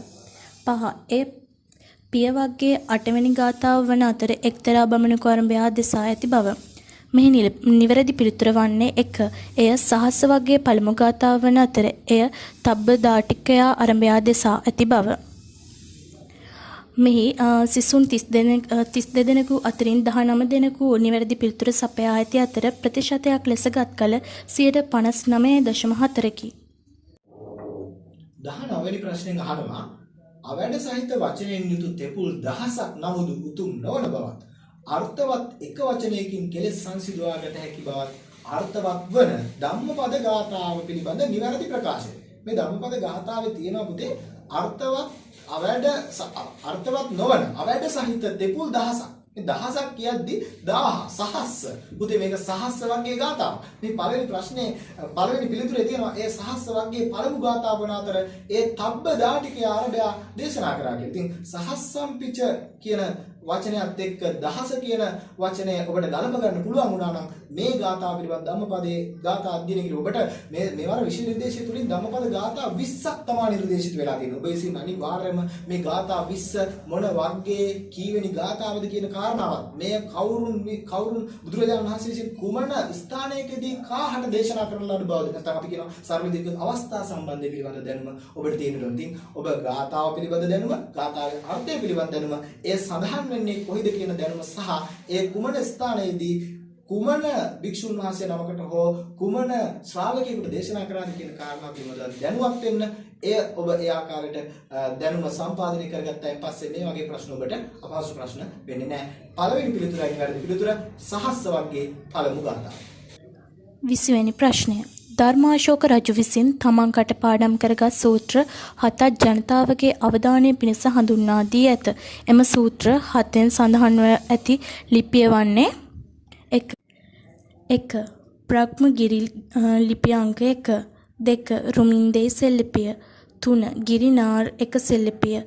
4. කල්කට්ටා බයිරාත් ගිරිලිපිය. 5. ගිරිනාර් දෙක සෙල්ලිපිය. එහි නිවැරදි පිළිතුර වන්නේ 4. කල්කටා බයිරාත් ගිරිලිපිය. සිසුන් 32 දෙනෙකු අතරින් 9 දෙනෙකු නිවැරදි පිළිතුර සපයා ඇති අතර ප්‍රතිශතයක් ලෙස ගත් කල 28.1කි. 20 වෙනි ප්‍රශ්නය. ධර්මාශෝක රජු විසින් තමන් කටපාඩම් කරගත් සූත්‍ර 7ක් ජනතාවගේ අවධානය පිණිස හඳුන්වා දීලා තියෙනවා. මේ සූත්‍ර 7 ඔහු විසින් ගිරිලිපියක සඳහන් කරලා තියෙනවා. ඉතින් ධර්මාශෝක අධිරාජ්‍යයා ගිරිලිපි සෙල්ලිපි ගොඩක් ඉදිරිපත් කළා තියෙනවානේ. බ්‍රහ්මගිරි ලිපිය අංක 1, රුමින්දේ සෙල්ලිපිය, ගිරිනාර එක සෙල්ලිපිය, කල්කටා බයිරාත් ගිරිලිපිය, ගිරිනාර දෙක සෙල්ලිපිය කියන මෙන්න මේ උත්තර හැම එකක්ම මේ ධර්මාශෝක රජතුමා විසින්ම පිළිතුරු සෙල්ලිපි පිළිබඳව. නමුත් මේ එක එක සෙල් ලිපි වල විවිධ කාරණා සඳහන්ලා තිබුණා. මේ කියන මේ කාරණාව සඳහන් වෙන්නේ කල්කටා බයිරාක් කියන ගිරිලිපියේ බව ඔබ ධර්මාශෝක රජතුමාගේ මේ සෙල් ලිපි පිළිබඳව කරන අධ්‍යයනයේදී අනිවාර්යයෙන්ම ඔබේ විෂය පතේට එකතු වෙනවා. ඉතින් ඒ නිසා ඔබ මේ පිළිබඳව අධ්‍යයනය කරලා තියෙනවා නම් මේ පිළිතුර නිකන් තෝරගන්න පුළුවන්. නමුත් අපිට එවල තියෙන උත්තරත් එක්ක බැලුවම 28.1ක වගේ අඩු ප්‍රතිශතයක් තමයි මේ නිවැරදි පිළිතුර තෝරලා තියෙන්නේ. ඉතින් අවධානය යොමු කරන්න මේ ගිරිලිපි පිළිබඳව ඉදිරියේදී අපි අපේ වෙබ් අඩවිය හරහා ඔබට මේ සම්බන්ධ නිබන්ධන භාගත කර ගැනීමට ඩවුන්ලෝඩ් කර ගැනීමට අවස්ථාව සලසලා දෙන්නට සූදානම් වෙලා තියෙනවා. ඉතින් මේ වගේ ධර්ම කාරණා සහිත එහෙම නැත්නම් මේ වගේ විෂය කාරණා ඉතිහාස කාරණා පාඩම් කරන්න ඕනේ දේවල් පිළිබඳ නිබන්ධන ඔබට ලබා දෙන්න අපි වැඩපිළිවෙලක් සකස් කරලා තියෙනවා. ඒ ඔබට මේ YouTube channel එක හරහාම ඉදිරියේදී දැනගන්න හැකියාව ලැබෙනවා. 21 වෙනි ප්‍රශ්නය. ක්‍රිස්තු වර්ෂ 415 සිට 455 අතර පළමුවැනි කුමාරගුප්ත රජු විසින් ආරම්භ කරන ලද ಭಾರತೀಯ විශ්වවිද්‍යාල වන්නේ 1. නාලන්දා විශ්වවිද්‍යාලය 2. වික්‍රමශීලා විශ්වවිද්‍යාලය 3. වල්බි විශ්වවිද්‍යාලය 4. ඕදර්ණපූරි විශ්වවිද්‍යාලය 5. ජගත්තලා විශ්වවිද්‍යාලය. එහි නිවැරදි පිළිතුර වන්නේ 1. නාලන්දා විශ්වවිද්‍යාලය. මෙහි ළමුන් 32 දෙනෙකු අතරින් 13 දෙනෙකු නිවැරදි පිළිතුර සපයා ඇති අතර ප්‍රතිශතයක් ලෙස ගත් කල 40.6කි. ප්‍රශ්නාංක 21. ප්‍රශ්නාංක 21 කියනවා ක්‍රිස්තු වර්ෂ 415 අතර පළමුවැනි කුමාරගුප්ත රජු. පුතේ ඔබ මේ රජතුමාගේ නම පළමුවැනි කුමාරගුප්ත කියන නමට වඩා අහලා ඇත්තේ සක්‍රාදිත්‍ය කියන නමින්. ඉතින් මේ සක්‍රාදිත්‍ය කියන නම නැතුව වෙන පර්යාය වචනයක් වල නැත්නම් ඒ අන්වර්ථ නාමයක් වල පළමුවැනි කුමාරගුප්ත කියන නම තමයි ප්‍රසකස් කිරීමේදී යොදාගෙන තියෙන්නේ. ಭಾರತೀಯ බෞද්ධ විශ්වවිද්‍යාල අතර ඔබට මෙවර විෂය නිර්දේශයෙන් අධ්‍යයනය කරන්න තියෙන්නේ විශ්වවිද්‍යාල 3ක් පිළිබඳව පමණයි. ඉතින් ඒ විශ්වවිද්‍යාල 3න් එකක් තමයි නාලන්දා විශ්වවිද්‍යාලය. මේ නාලන්දා විශ්වවිද්‍යාලයෙන් පටන් ගන්න ආරම්භ කරන්නේ මෙන්න මේ කුමාරගුප්ත රජුවත් සක්‍රාදිත්‍ය රජු. 40.6ක නිවැරදි පිළිතුර අපිට ලැබිලා තියෙනවා. ඉතින් ඔබ මතක තියාගන්න. ඔබ ඕදන්තපුර විශ්වවිද්‍යාලය, ජගද්දලා විශ්වවිද්‍යාලය මේ විශ්වවිද්‍යාල පිළිබඳ දැනුම ඔබ මෙවර සම්පාදනය කරගත යුතු නැහැ. ඔබට අවශ්‍ය වෙන්නේ නාලන්දා, වික්‍රමශීලා, වලබී කියන ප්‍රධාන විශ්වවිද්‍යාල 3 පිළිබඳ දැනුම පමණයි. 22 වෙනි ප්‍රශ්නය. ඓතිහාසික මූලාශ්‍ර වලට අනුව අක්බර් රජු සඳහා අනුශාසනා කළ භික්ෂූන් වහන්සේ වන්නේ 1. සංඝමිත්‍ර තෙරුන් 2. මහානාම තෙරුන් 3. දාඨාශිව තෙරුන් 4. කාල බුද්ධ රක්කිත තෙරුන් 5. මහානාග තෙරුන්. මෙහි නිවැරදි පිළිතුර වන්නේ 3. දාඨාශිව තෙරුන්. ළමුන් 32 දෙනෙකු අතරින් 5 දෙනෙකු නිවැරදි පිළිතුරු සපයා ඇති අතර ප්‍රතිශතයක් ලෙස ගත් කළ 15.6කි. ප්‍රශ්නාංක 22. ඓතිහාසික මූලාශ්‍ර වලට අනුව අක්බර් රජු සඳහා අනුශාසනා කළ භික්ෂුන් වහන්සේ වන්නේ.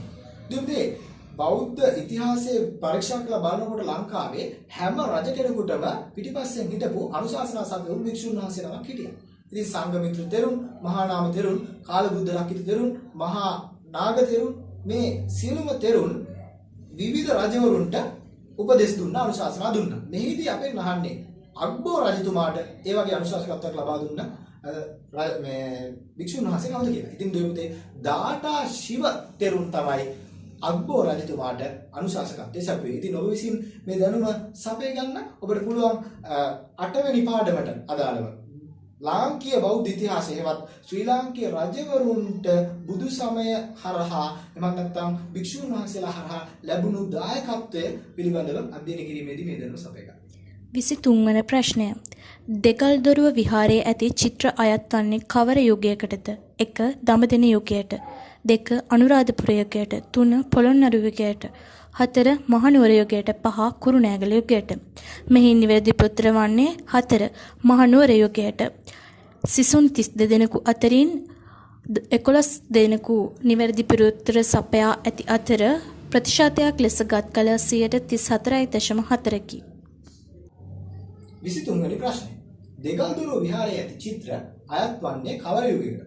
දෙවියන්ගේ ඔබ විෂය නිර්දේශය යටතේ බෞද්ධ චිත්‍ර කලාව පිළිබඳව එහෙම නැත්නම් කලා ශිල්ප පෝෂණයට බුදු සමයෙන් ලැබුණු දායකත්වයේ කියන පාඩම අපේ අන්තිම පාඩම 10 වෙනි පාඩමේ කොටසක් තමයි මේ බෞද්ධ චිත්‍ර කලාව. ඉතින් එතෙන්දී ඔබ අධ්‍යයනය කරන අනුරාධපුර යුගයේ චිත්‍ර, පොළොන්නරු යුගයේ චිත්‍ර, ඒ වගේම මහනුවර යුගයේ චිත්‍ර සහ නූතන යුගයේ චිත්‍ර පිළිබඳව මෙන්න මේ යුග හතර තමයි ඔබට අතිශයින් වැදගත් වෙන්නේ. ඉතින් එම යුග හතරට අයත් චිත්‍ර ඇති ස්ථාන මොනවද? ඒ චිත්‍රවල තියෙන අන්තර්ගතය මොනවද? එහෙම නැත්නම් ඒ තියෙන ජාතක කතා මොනවද? ඒ වගේ ඉදිරිපත් කරන්නේ මොන වගේ දේවල්ද? මේ චිත්‍ර සඳහා භාවිතා කරනු ලැබූ වර්ණ මොනවද? ඒ වගේ කතන විලාසය මොකද්ද? මේ වගේ දැනුමක් ඔබ සම්පාදනය කරගත යුතුයි. ඉතින් දුව පුතේ ඔබට මහනුවර යුගයේ චිත්‍ර සහිත ස්ථාන පිළිබඳ දැනුම ලැබිලා ඇති. ඒ අනුව ඔබේ නිවැරදි උත්තර ඔබට මෙතන සකස් කරගන්න පුළුවන් දෙගල්දුරුව විහාරයක් ඒට අයිති එකක් නිසා මේ 234.4ක සිසුන් ප්‍රමාණයක් අපිට නිවැරදි පිළිතුරු ලබා දීලා තියෙනවා. 24 වෙනි ප්‍රශ්නය. පළමු සහ දෙවන ධර්ම සංගායනා පිළිබඳ තොරතුරු ත්‍රිපිටකයේ එක් ග්‍රන්ථයක සඳහන් වේ. එම ග්‍රන්ථය වන්නේ 1. මහා වග්ගපාලි, 2. චුල්ල වග්ගපාලි, 3. මජ්ක්‍ධිම නිකාය, 4. පරිවාර පාලි, 5. පාචිත්‍ය පාලි. මෙහි නිවැරදි පිළිතුර වන්නේ අංක 2 චුල්ල වග්ගපාලි.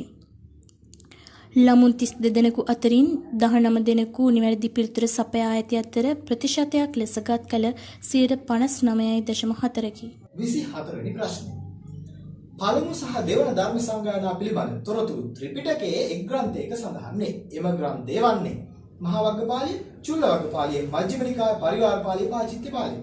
පුතේ චුල්ල වග්ගපාලිය තමයි තියෙන්නේ පංච සතිකාස්කන්ධය සහ සප්ත සතිකාස්කන්ධය කියලා ග්‍රන්ථ දෙකක්. ඉතින් මෙහිදී ඔබට පංච සතිකා කියලා කියන්නේ පළමු ධර්ම සංගායනාව. සප්ත සතිකා කියලා කියන්නේ දෙවන ධර්ම සංගායනාව. ඉතින් මෙන්න මේ ධර්ම සංගායනා දෙක පිළිබඳ කාරණු දැක්වෙන්නේ චුල්ල වග්ගපාලියේ. ඉතින් ඔබ ධර්ම සංගායනා පිළිබඳ අනිවාර්යෙන් අධ්‍යයනය කරන්න. ධර්ම සංගායනා වලින් ප්‍රශ්නයක් අනිවාර්යෙන් විභාගයට එනවා. ඒ නිසා මේ ධර්ම සංගායනා පිළිබඳ දැනුම දැන්ම සම්පාදනය කරගත යුතුයි. 25 වන අවසාන ප්‍රශ්නය. මුන් අක්ෂර වලින් ලියා තිබූ බුදුදහම බුරුම අක්ෂර වලින් ලියා සංරක්ෂණය පියවර ගත්තේ 1. ධම්මචේතිය රජු, 2. මින්නෝමින් රජු, 3. මහා ධම්මරාජ රජු, 4. රෝචර රාජ රජු, 5. අනවරත රජු. මෙහි නිවැරදි පිළිතුර වන්නේ 5. අනවරත රජු. ළමුන් 32 දෙනෙකු අතරින් 13 දෙනෙකු නිවැරදි පිළිතුර සපයා ඇති අතර ප්‍රතිශතයක් ලෙස ගත් කළ 46.6කි. 25 වෙනි ප්‍රශ්නය. අපේ පළමු වටේ තරගයේ අවසාන ප්‍රශ්නය. මොන් අක්ෂර වලින් ලියා තිබූ බුදුදහම බුරුම අක්ෂර වලින් ලියා සංරක්ෂණයට පියවර ගත්තේ ධම්මචේතිය රජු, මින්ඩොමින් රජු, මහා ධම්මරාජ රජු, රෝච රාජ රජු, අනවරත රජු. ඉතින් දෙවියන්ගේ බුරුමේ පිළිබඳ කතා කරනකොට බුරුම බුදු සමය සඳහා වැඩිම දායකත්වයක් ලබා දුන්නු රජතුමා තමයි අනවරත රජු. ඉතින් මේ වැඩේ කරේ මොන් අක්ෂර වලින් ලියලා තිබ්බ බුදුදහම බුරුම අක්ෂර වලින් ලියලා සංරක්ෂණය කරේ එම රජතුමාම තමයි අනවරත රජතුමා. ඉතින් ඔබ විසින් රටවල බෞද්ධ ඉගැන්වීම් රටවල බෞද්ධ උරුමය පිළිබඳව අධ්‍යයනය කරන පාඩම. මේ පාඩමේදී ඔබ අනිවාර්යයෙන්ම රටවල් හතරක් පිළිබඳ සම්පූර්ණ දැනුම ලබා ගන්න ඕනේ. ජපානය, චීනය, තායිලන්තය, බුරුමය. ඉතින් ඔබට මෙන්න මේ රටවල් හතරේ බුදුදහම පෝෂණය කරන්න, ඒ රටවල් වලට බුදුදහම ආවේ කොහොමද? ඒක පෝෂණය කරන්න ඒ රටවල් වල හිටපු රජවරු ගත්ත දීපු දායකත්වය මොකක්ද කියලා දැනුම අවශ්‍ය කරනවා. ඉතින් එහිදී ඒ රජවරු කරපු දේවල් මොනවද කියලා ඔබ අධ්‍යයනය කරද්දී අනවරත රජු කරපු සේවාවන් වලින් එකක් තමයි මේ ප්‍රශ්නේ සඳහා පාදක වෙලා තියෙන්නේ. ඉතින් දුවපුතේ අපේ වැඩසටහනේ 25 වෙනි ප්‍රශ්නයත් සමග අපි මේ වැඩසටහනේ ප්‍රශ්න සාකච්ඡාව නිමා කරනවා. MCQ මීටරේ බහුවර්ණ ප්‍රශ්න තරගයේ පළමුවැනි වටේ පළමුවැනි තරගය. ඔබ මේ අවසානයේටයි එළඹ තිබෙන්නේ. ඉතින් දුවපුතේ රීජන්සි උසස් අධ්‍යාපන ආයතනයේ සිසු දරුවන්ගේ අදහසකට අනුව සංවිධානය වුණු වැඩසටහනක් වුණු මේ වැඩසටහන ඉතාම සාර්ථක ලෙස අන්තර්ජාලය හරහා ලංකාව පුරා ඉන්න සිසු දරුවන් රැසකගේ සහභාගීත්වයෙන් සාර්ථකව පැවැත්වීමට හැකියවීම පිළිබඳව අපි සතුටු වෙනවා. ඉතින් ඔබගේ උනන්දුව ඔබ මේ සඳහා සහභාගී වීමට තිබූ උද්‍යෝගය අපි ඊයේ දිනේදී දැක්කා. ඉතින් අද දවසේ අපි මේ ප්‍රශ්න පත්‍ර සාකච්ඡාව සිද්ධ කරලා ඒ පිළිබඳව ප්‍රතිඵල සහිත මේ වීඩියෝ එක දානකලොත් ඔයගොල්ලෝ ඒ විදිහටම බලාගෙන ඉන්නේ නැති. දැන් ඔයගොල්ලෝ බලාගෙන හිටපු ඒ ප්‍රතිඵල ඉදිරිපත් කරන්නයි සූදානම් වෙන්නේ. ඉතින් අපි බලමු මේ අපිට ලැබිච්ච નિયમિત කාල වේලාව තුළ අපිට ලැබුණු 32ක් ප්‍රතිචාර වලින් ජයග්‍රාහකයෝ කවුද කියලා. ඉතින් මෙහිදී අපි සඳහන් කරන්න ඕනේ අපේ සමරයක දිහා අපි අවධානය යොමු කරලා බලද්දී ලකුණු 12 ගත්ත සිසුන් හිටියා. මේදී ලකුණු 100න් තමයි අපි ලකුණු ලබා දුන්නේ. ලකුණු 12 ගත්ත ළමයි හිටියා. ඒ වගේම ලකුණු 68ක් තමයි උපරිම ලකුණු ලබාගෙන තියෙන්නේ. ඉතින් අමාරු ප්‍රශ්න පත්‍රයක්. තරගයක ස්වභාවය එයයි දුවේ පුතේ. ඉතින් විෂය නිර්දේශයේ සියුම් තැන් පිළිබඳව අපි විමසලා තිබුණා. අපි බලමු මේ ලකුණු 68 ගත්තේ කවුද? ඒ වගේම මේ ලකුණු 12 ගත්ත සිසුයා පිළිබඳව අපි වෙනම සඳහන් කරන්නේ නැහැ. අපි ජයග්‍රාහකයන් පිළිබඳව පමණයි සඳහන් කරන්නේ. නමුත් මේ 12 ගත්ත සිසුයා ඉන්නවනේ. එයාට උනත් මේ වෙලාවේ හිතන්න දෙයක් නැහැ. මේ පිළිබඳව කනගාටු වෙන්න දෙයක් නැහැ. මොකද අපි ඊළඟ වටේට ඔහුට අවස්ථාව ලබා දෙනවා. ඔහුගේ මේ ලකුණු ප්‍රමාණය එක කරලා ඊට වඩා වැඩි ලකුණු ප්‍රමාණයක් තවත් දෙවෙනි වටේ දෙන්න තමයි පළමු වටේ දෙවෙනි අවස්ථාව ඔබට ලැබෙනවා. ඒ දෙවෙනි අවස්ථාව උපරිම ප්‍රයෝජන ගන්න. මේ ඔබ ලබාගත්තු ලකුණු ප්‍රමාණයට තව ලකුණු ප්‍රමාණයක් එකතු කරගන්න එක අවස්ථාවක් කරගන්න. මේ සතිය අවසානයේ අපි බලාපොරොත්තු වෙනවා තවත් ප්‍රශ්න පත්‍රයක් මේ විදිහට ඉදිරිපත් කරලා එය මේ ආකාරයට අපි විස්තර විග්‍රහ කරලා ඔබේ ජයග්‍රාහකයන් ප්‍රකාශ කරා. අපි බලමු මේකේ වැඩිම ලකුණු ගත්ත සිසු දරුවන් හෙවත් ජයග්‍රාහකයන් 3 දෙනා. මේ ජයග්‍රාහකයන් 3 දෙනාට ඉදිරි වටවලදී ලැබෙන තෑගි පිළිබඳව සහ ඒ පිළිබඳව වැඩි පැහැදිලි කිරීම අපි ඔබට ඊළඟ වැඩසටහනදී ප්‍රකාශ කරන්න. ඉතින් අපි බලමු ජයග්‍රාහක කවුද කියලා. ඉතින් දුවපතේ අපිට ලැබිලා තියෙන ප්‍රතිචාර අතරින් අපි 32ක් වූ සිසුන්ගේ ලකුණු ප්‍රමාණයන් විමසා බලමු. BC MCQ මීටරේ පළවෙනි තරගයේහි පළවෙනි වටේ ප්‍රතිඵල ඔබේ උත්සාහය ඔබේ කැපවීම ඔබේ උනන්දුව අගය කරන අතරම ඔබට අපි ත්‍යාගයන් ප්‍රදානය කරන්නට අවස්ථාව සලසලා තිබුණා. ඉතින් ඒ අවස්ථාව ලබාගත්තු සිසු දරුවන් විදිහට පළවෙනි වටේදී ඒ ජයග්‍රාහකයන් තිදෙනෙක්ව අපි තෝරාපත් කරගෙන තියෙනවා. ඉතින් මේ ජයග්‍රාහකයන් තිදෙනා ගැන කියන්න කලින් මතක් කරන්න ඕනේ මේ තරගයේ ස්වභාවයට අනුව සිසුන් දෙදෙනෙකුට මේ තරගයෙන් ඉවත් වෙන්නට සිදු වෙනවා. ලකුණු 10 ලකුණු 12 ලකුණු 16 වගේ අඩු ප්‍රමාණයක් ලබාගත්තු සිසුන් අතරින් මෙහිදී નિયમિત කාලය තුලදී ප්‍රශ්න පත්‍රය අප වෙත එවලා එහෙත් අවම ලකුණු 20කට එහා ලකුණු ප්‍රමාණයක් ලබා ගැනීමට නොහැකි වූ සිසු දරුවන්ට කනගාටුවෙන් කියන්න සිද්ධ වෙනවා. තරගයෙන් ඉවත් වෙන්නට සිද්ධ වෙනවා. ඒ අතරම මෙහි ලකුණු පරාසය ලකුණු 12 සිට ලකුණු 68 දක්වා තමයි දිවි තිබුණේ. ඒ අනුව වැඩිම ලකුණු 68ක් ලබාගෙන අද පළවෙනි ජයග්‍රාහකයා බිහි වෙලා ඉන්නවා. ඒ වගේම ලකුණු 60ක් ලබාගත්තු සිසු දරුවෙක් මේ අපේ පිළිතුරු ගොන්නේ හිටියට අපිට ලැබුණු රෙස්පොන්සස් වල තිබුණාට කාලයේ નિયમિત කාලයට ලබා නොදීම හේතුවෙන් අයව ඉවත් වෙලා යනවා මේ තරගයේ. ඉතින් අපිට අවස්ථාව තියෙනවා දෙවනි ස්ථාන සඳහා ලකුණු 50ක් ලබාගත්තු සිසු දරුවෙකුට ඒ අවස්ථාව ලබා දෙන්නට. ඒ වගේම තුන්වෙනි ස්ථානයේ ලකුණු 52ක් ලබාගත්තු සිසු දරුවෙකුට ලැබිලා තියෙනවා. දැන් මේ දරුවෝ කවුද? මේ ජයග්‍රාහකයෝ කවුද කියලා ඔබ දැනගන්න බලාපොරොත්තු වෙන්නේ. ඉතින් මම වැඩි වෙලා ගන්නේ නැතුව මේ පිළිබඳව සඳහන් කරන්න. මේ තරගයේ ඉදිරියට යාමේ අවස්ථාව ලකුණු 20ට වඩා ගත්තු හැමෝටම ලැබෙනවා. ඉතින් මේ වීඩියෝ එක අවසන් කරනවත් එක්කම මේ වීඩියෝ එක ලයිව් බ්‍රෝඩ්කාස්ටිං එක YouTube එකේ ඉවර වෙනවත් එක්කම ඔයගොල්ලන්ට අපි රිසල්ට් සෙන්ඩ් කරනවා. ඔයගොල්ලන්ට ඊමේල් වලින් රිසල්ට්ස් දැනගන්න පුළුවන්. Google Classroom එකට ඇවිල්ලා ඔබට ඔබේ ප්‍රතිඵල ඔබ ලැබුණු ලකුණු ප්‍රමාණය දැනගන්නට පුළුවන්. ඉතින් අපි ජයග්‍රාහකයෝ තුන් දෙනා කවුද කියලා බලමු. මුලින්ම තුන්වෙනි ස්ථානය ලබා ගන්න සිසු දරුවා. මේ සිසු දරුවාගේ නම වෙන්නේ ලක්ෂානි නිමේෂිකා. ඉතින් ලක්ෂානි නිමේෂිකා සිසුවිය තමයි ලකුණු 52ක් ලබාගෙන තුන්වෙනි ස්ථානය ලබලා තියෙන්නේ. ඒ වගේම ලකුණු 56ක් ලබාගෙන දෙවෙනි ස්ථානය ලබලා තියෙන්නේ චමෝදි නිවර්තනා කියන සිසුවිය. ඉතින් මේ සිසුවිය ගැන යමක් සඳහන් කරන්න ඕනේ. ඇය අපේ රීජන්සි අධ්‍යාපන ආයතනය තුල අධ්‍යාපනයේ ආධාරමින් සිටින සිසු දරුවෙක් වීම අපිට සතුටට කරුණක්. ඒ වගේම පළමු ස්ථානය දිනාගෙන තිබෙන්නේ දිවෙන පුරාප්‍රාප්ත වූ මේ තරගය තුල MCQ මීටරේ පළමු වටේ MCQ මීටරේ බවට පත් වෙලා තියෙන්නේ හර්ෂණ හේවගේ කියන සිසු දරුවා. ඉතින් දෙපුතේ මේ දරුවෝ තුන් දෙනාම විෂය නිර්දේශී සියුම් තැන් පිළිබඳ අධ්‍යයනය කරමින් ලොකු දැනුමක් වේගත්තු දරුවන් විදිහට ඔබට ආදර්ශයක් වෙනවා. ඉතින් අනිත් දරුවන්ට කියන්න තියෙන්නේ මේ MCQ තරග වටේට මේ MCQ තරගයට ඔබ ඉදිරිපත් වෙන අතරම ඔබේ දැනුම වැඩි කරගන්න. ඔබට අපි විසින් මේ ප්‍රශ්න සාකච්ඡාවේදී පෙන්නලා දුන්නු විෂය නිර්දේශයේ තැන් පිළිබඳ අධ්‍යයනය කටයුතු කරන්න. ඒ කරලා අපේ දෙවනි තරගයට සහභාගී වෙන්න වැඩි ලකුණක් ලබාගෙන ඔබත් ඉදිරියට එන්න ජයග්‍රාහකයෙක් වෙන්න. මේ ජයග්‍රාහකයන් සඳහා ලබා දෙන ත්‍යාග සහ ඔවුන්ට හිමි වරප්‍රසාද පිළිබඳව අපි පෞද්ගලිකව ඊමේල් පණිවිඩ ඔස්සේ දැනුම් දීමට නියමිතව තිබෙනවා. ඉතින් අපේ වැඩසටහන මේ විදිහට අවසන් කරනවා. ඔයගොල්ලෝ හැමෝටම විභාගයට සූදානම් වෙන්න ශක්තිය ලැබේවා කියලා ප්‍රාර්ථනා කරන ගමන්